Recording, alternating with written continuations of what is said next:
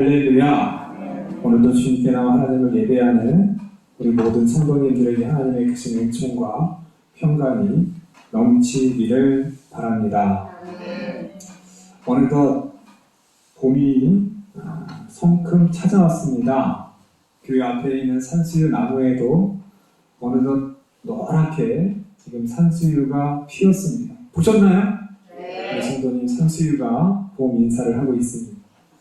매화도 피었고요. 이제 나뭇가지들도 연한 나뭇가지들이 이렇게 연하게 물이 들어가면서 필 준비를 하고 있습니다. 하나님께서 우리에게 주신 선물입니다. 할렐루야. 네. 하나님께서 우리에게 주신 귀한 이 봄이라는 선물, 따뜻한 햇빛과 따뜻한 바람과 또 오늘도 이렇게 비도, 이렇게 단비도 주시는 모든 것이 하나님의 선물입니다. 모두 다 누리라는 거예요. 햇빛을 누가 독점할 수 없습니다. 햇빛은 다 함께 누리는. 이게 봄의 기운과 봄 바람을 어느 한 사람이 독점할 수 없어요. 모든 사람에게 다 주시는 거예요. 좋은 비와 좋은 물과 좋은 공기와 이 모든 것들은 하나님께서 우리에게 거저주시는 하나님의 은혜인 줄 믿습니다. 우리가 이렇게 시골에 살 때 그래서 더 많이 하나님의 은혜를 누린다라고 저는 생각합니다. 도시에 가면 제한된 환경, 자유롭지 않아요. 그러나 이렇게 시골에는 하나님의 은혜를 마음껏 누릴 수가 있어요. 거저주시는 은혜. 바로 그 은혜에 우리는 감사하며 또 더 감사하게 이 감사의 계절을 보내야 될 줄 믿습니다. 오늘 말씀은요, 우리가 잘 알고 있는 부자 청년의 강한 이야기입니다. 마태복음, 마가복음, 누가복음에 동일하게 기록돼요.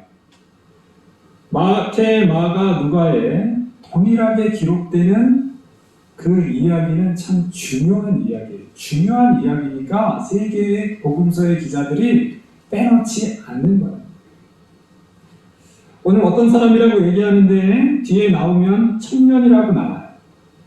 다른 복음서를 보면 관원이었다.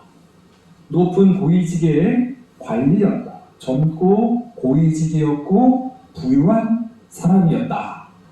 그 관리였다라는 의미는 이스라엘 그 사회에서 굉장히 신분이 높았고 철저하게 율법을 지키며 살았다라는 거예요.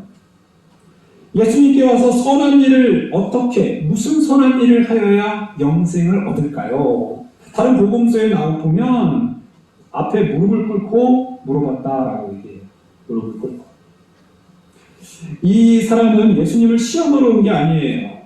적어도 정말로 진실된 마음으로 예수님께 어떻게 하면 내가 더 영생의 삶을 살 수 있을까? 진지하게 온 거예요. 그러자 예수님께서는 계명을 지켜라. 어떤 계명입니까? 네가 잘 알고 있는 계명, 바로 하나님께서 우리에게 주신 계명, 10계명 중에 하나님을 향한 계명, 그리고 첫째에서 네 번째가 아니라 특별히 이웃과의 계명에 대해서 예수님께서는 특별히 강조를 하세요. 어차피 첫 번째, 네 번째까지는 다 잘 지켜요. 예수님께서는 그래 그러면 5번째에서 10가지의 그 이웃 사랑에 대한 계명을 지켰을까라고 아마 예수님께서 시험하듯이 그렇게 꼭 집어서 말씀하신 것 같아요. 간음하지 마라, 살인하지 말라, 도적질하지 말라, 부모를 공경하라, 이런 이웃을 사랑해야 되는 것, 그리고 내 이웃을 내 몸과 같이 사랑하라. 요 구절은 이제 레위기 19장에 있는 말씀인데 10계명의 핵심되는 10계명에 포괄할 수 있는 구절이기 때문에 예수님께서 직접적으로 내 이웃을 내 몸과 같이 사랑하라 하신 그 계명을 지켜라 라고 말씀하신 거예요. 그러자 청년이 자신 있게 내가 다 지켰습니다. 다 지켰습니다. 아마도 이 청년은 바울과 같이 하나님의 율법을 철저하게 지켰던 그런 청년인 것 같습니다. 바울도요, 내가 율법으로는 흠이 없는 자로다 라고 말하거든요. 바울도요, 하나님께서 허락하여 주신 그 율법, 그거를 어렸을 때부터 철저하게 흠없이 지켰던 유대인의 율법자들이죠. 이 청년도 어렸을 때부터 철저하게 그 모든 율법들을 잘 지켜온 청년인 것 같아요. 그런데 예수님께서 놀라운 이야기를 해요. 한 가지가 부족하다. 한 가지가 부족하다. 그 한 가지 부족한 것이 뭐냐면, 네가 온전하고자 하면 너에 있는 소유, 너에 있는 재산을 다 팔고 가난한 사람들에게 나눠주고, 그리고 너는 나를 따르라. 나를 따르라. 굉장히 놀라운 말씀이죠. 이 청년은 결국 재물이 많음으로 근심하며 돌아갔다. 결국 재산을 버리고 나를 쫓으라는 그 말씀을 따를 수가 없는 거예요. 왜냐하면 너무 많으니까. 재산이 너무 많으니까. 그러자 예수님께서 그 제자들만을 놓고 따로 말하는 거예요. 부자가 천국 가기 들어가기 참 어렵다. 낙타가 바늘귀로 들어가는 것이 차라리 쉽다. 낙타가 바늘귀를 어떻게 들어갑니까? 그러니까 제자들은 불가능하다. 그러면 부자들은 정말로 한 사람도 천국에 못 가겠네요. 그러자 예수님께서는 아니다. 꼭 그런 건 아니다. 사람은 힘들지만 하나님께서는 다 하실 수 있다. 자, 더 뒤에 이어지는 이야기가 있지만 이제 오늘 그 앞에 부분 여기까지만 우리가 살펴보고자 하는데요. 과연 부자는 천국에 갈 수 있을까 없을까? 우리가 이거부터 생각해 봐야 하겠습니다. 낙타가 그 바늘귀로 들어가는 것보다 들어가는 것이 오히려 쉽다. 부자가 천국 가는 것보다. 과연 부자는 또 어떤 사람이 부자일까? 돈이 어느 정도 있어야 부자일까요? 한 10억 있으면 부자일까요? 30억? 30억부터? 29억까지는 부자가 아니고 30억부터. 동네마다 좀 다를 것 같아요. 동네마다. 네.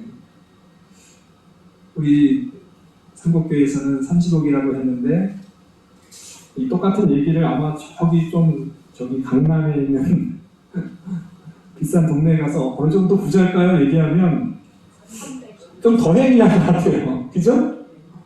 거기 집값만 해도, 강남의 집값만 해도 한 30억 기본 되거든요. 물론 부자가 맞아요. 거기 산다는 사람들이 부자가 맞아요. 어느 쪽에 보면 부자라는 얘기도 상대적입니다. 어느 지역에 따라서, 어느 환경에 따라서. 뭐 아프리카나 뭐 동남아시아 어느 지역에 가서 30억은 셀 수도 없는 돈이죠. 그들에게는. 이 부자라는 이 말 자체도 딱 정할 수가 없어요. 절대적이지 않습니다. 우리 교단에 원로 목사님 계세요. 그분 참 훌륭한 분이세요. 김동호 목사님이라고. 깨끗한 부자라는 책을 썼어요. 깨끗한 부자. 참 그 책을 쓰면서 우리나라 사람들이 참 두 가지 양면을 가지고 있다 얘기를 해요. 지적하는 거예요. 사람들은 다 서로 부자가 되면서도 부자에 대해서는 약간 색안경을 낀다는 거예요. 그분 얘기로는. 왜 그러냐 하니 고대 우리 유교의 우리 사상에는 이 선비하면 늘 청빈한 사람, 가난해야 되고 깨끗해야 되는 그런 고정관념이 우리에게 있다는 거예요. 그렇기 때문에 이 부자들에 대한 처음에 그 거부감이 있다. 깨끗한 부자를 주장해요. 그래서 깨끗한 부자가 되어야 된다. 성실하고 정직하게 부유한 그 재물로 하나님을 잘 섬기고 이웃을 돕는 그런 깨끗한 부자를 주장하는 책이 바로 그 책이에요. 청부론이라고 합니다. 좋죠. 좋습니다. 성경에 또 보면 많은 부자들의 이야기가 나와요. 우리가 알고 있는 창세기 족장들 사실 다 부자예요. 아브라함 부자입니다. 그 당시 족장이에요. 족장은 부유한 사람이에요. 종들이 굉장히 많아요. 이삭, 야곱, 요셉도 애굽의 총리까지 갔잖아요. 창세기에 나와 있는 족장들은 다 부자들이에요. 우리가 잘 알고 있는 욥이라고 하는 그 사람, 동방에서 굉장한 부자예요. 구약에 나와 있는 많은 왕들, 다윗부터 시작되는 하늘 왕들 부자겠죠. 왕들 많습니다. 신약 성경에도 자주장사 루디아라고 하는 여인이 부유했어요. 장사를 잘 했어요. 그 돈으로 바울의 선교를 지극정성으로 도왔습니다. 하나님께서 우리에게 허락하여 주신 이 재물의 넉넉함, 그것은 복입니다. 할렐루야. 구약에 나와 있는 복의 개념은 물질적인 복을 얘기해요. 그러니까 아브라함으로부터 시작되는 그 많은 족장들이 하나님의 복을 충분히 누립니다. 분명히 이 물질은 하나님의 복이 맞아요. 그런데 우리는 이 부자에 대한 약간 거부감을 가져야 될까요? 하나님께서는 우리 모든 성도들이 다 부유하게 살기를 원합니다. 물질의 풍족함 가운데 그것을 하나님의 뜻대로 하나님의 선한 방법대로 잘 사용하기를 하나님께서는 원하세요. 그런데 이 부자로 그렇게 살기가 참 쉽지 않다라는 거예요. 오늘 낙타가 바늘길을 들어가는 것, 그것이 오히려 더 쉽다. 부자가 천국 가는 것보다. 라고 말하는 이유는 많은 재물을 가지고 그렇게 하나님의 뜻대로 선하게, 성실하게, 정직하게 살아내는 것이 쉽지 않다라는, 그렇지 않습니까? 우리 성도님들. 많은 부자들이 있어요. 그 부자들은 자수성가해서 그 부를 쌓아오는 부자들도 있어요. 자수성가 참 쉽지 않습니다. 그 자수성가하기 위해서 얼마나 그들이 돈을 벌어야 되는지 아십니까? 그냥 밥 먹으면서도 늘 돈만 생각하는, 거기에 완전 미쳐버려야만 사실 그런 사업가들이 될 수 있어요. 그냥 얼렁설렁 그렇게 해서 돈 못 벌어요. 굉장히 철저하고 굉장히 신경을 많이 쓰고 거의 휴식이라는 없이 그냥 모든 걸 다 때려 보여야 그렇게 이 세상에서 성공할 수 있는 이야기들을 우리는 보게 됩니다. 또 금수저라고 얘기하는 그 재벌 2세로 태어난 그 자녀들은 또 그걸 지키기 위해서 또 쉽지 않아요. 버는 것도 쉽지 않지만 그걸 지키기 위해서도 굉장히 쉽지 않습니다. 기업들이 그 기업을 운영하는 데 있어서 조금만 편법을 쓰면 세금이 어마어마하게 탈세할 수 있어요. 덜 낼 수 있어요. 조금만 조작을, 장부를 조금만 조작하면 그게 다 불법이잖아요. 그런 유혹을 다 뿌리치기가 정말 어렵다는 거죠. 조금만 하면 다 이것이 나에게 들어오는 돈이 될 수 있다라는 것인데요. 이 부분이 참 어렵다는 거예요.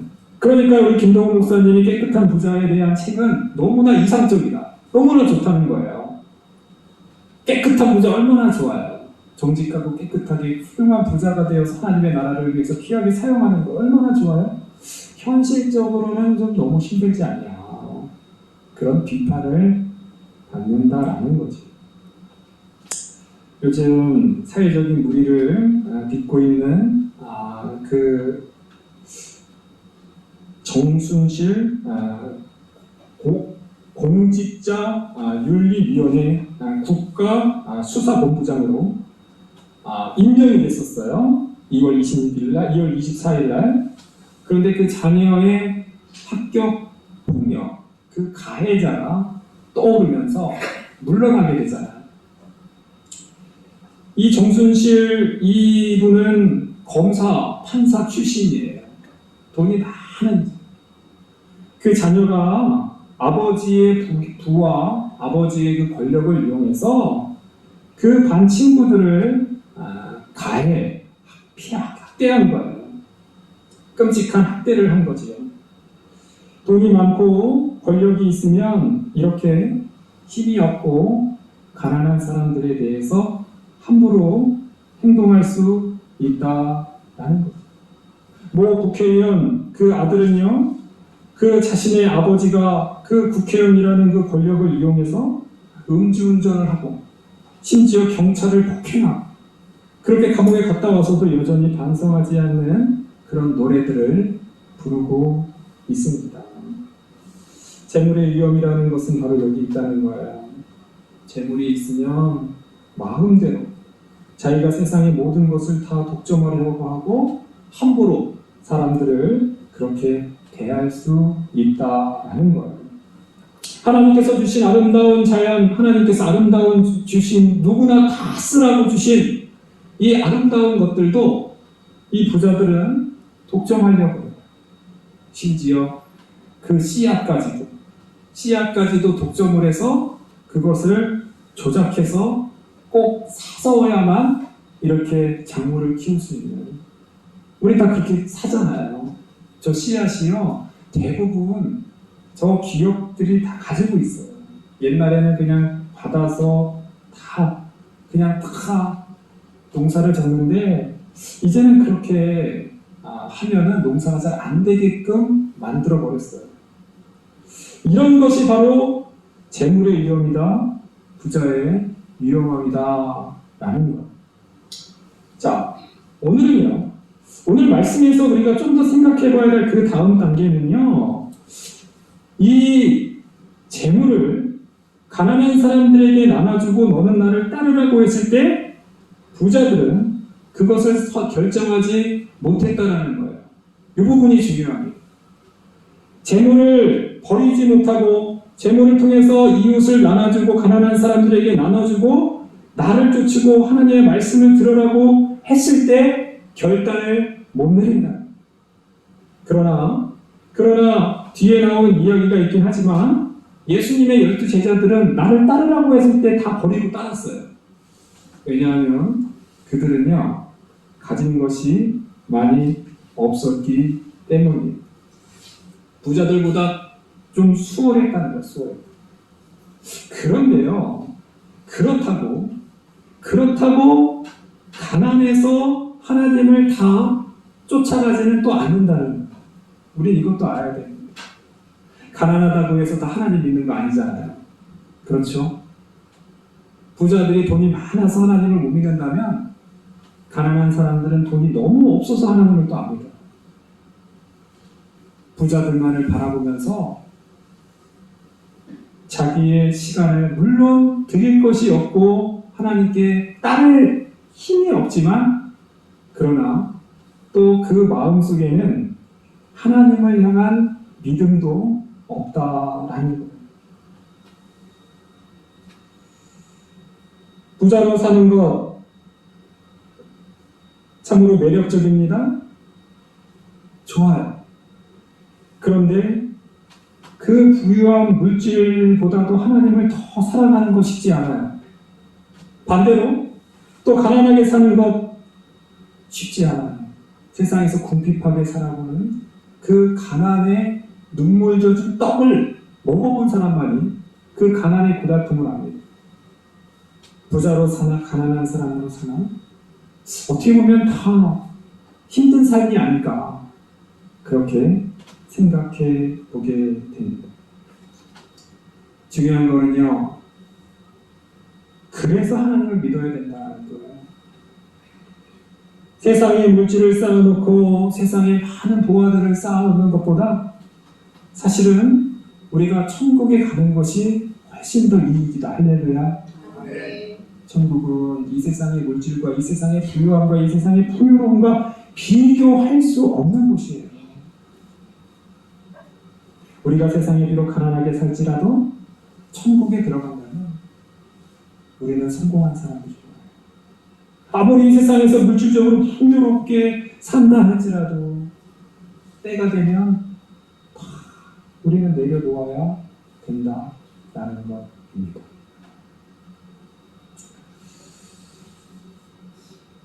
지난주에 저는 우리 권정승 선생님이 쓴 한티제의 하늘이라는 소설을 읽었어요. 그 소설의 이야기는 권정승 선생님의 그 어머니가 자신이 경험했고 자기 어른들로부터 들었던 한 많은 민초들의 삶을 이야기한 걸로 소설을 쓴 거예요. 저기 안동 지방에 약 1895년 동학혁명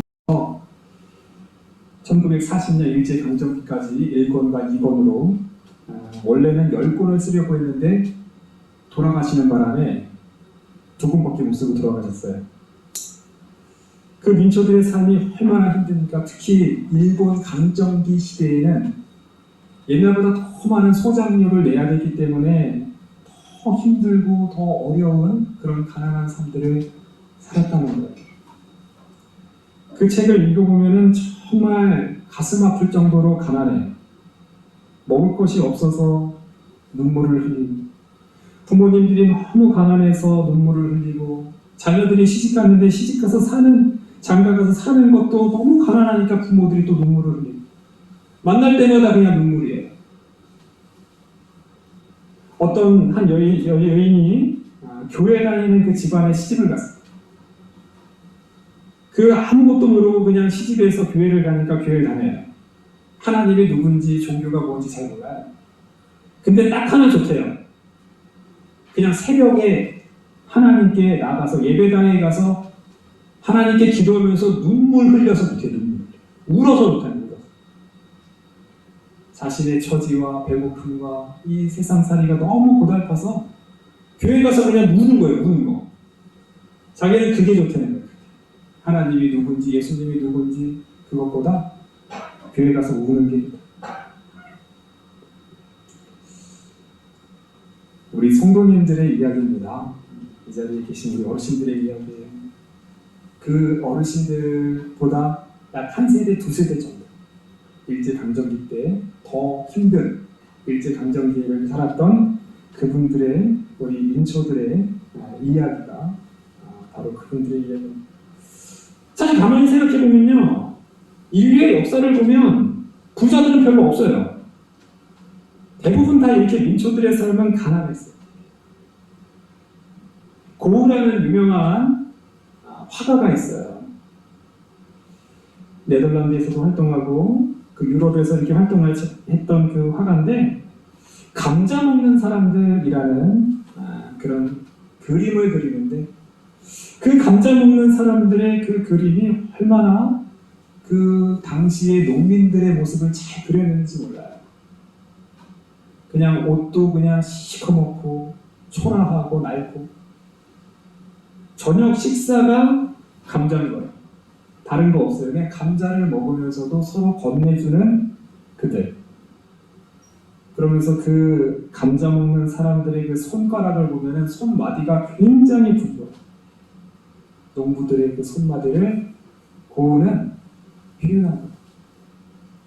인류의 역사는 이렇게 가난하고 힘들게 살아가는 그 사람들이 훨씬 더 많았다는 거예요.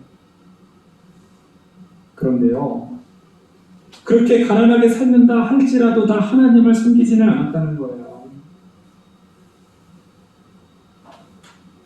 오늘 말씀은요, 부자들에게만 주는 말씀은 절대 아닙니다. 세상의 모든 사람들이 하나님의 나라에 들어가기 위해서 부자들은 점유율이 너무 많아서 그것을 포기하고 하나님을 선택하는 게 쉽지 않아요. 가난한 사람들은 재물이 너무 없어서 없기 때문에 그것을 포기하고 그것을 하나님께 드릴 수 없는 거예요. 똑같은 거예요. 둘 다 힘든 거예요. 돈이 많아서 드릴 수 없습니다. 돈이 없기 때문에 또 못 드리는 거예요. 그러나 하나님은 분명히 말씀 말씀하십니다.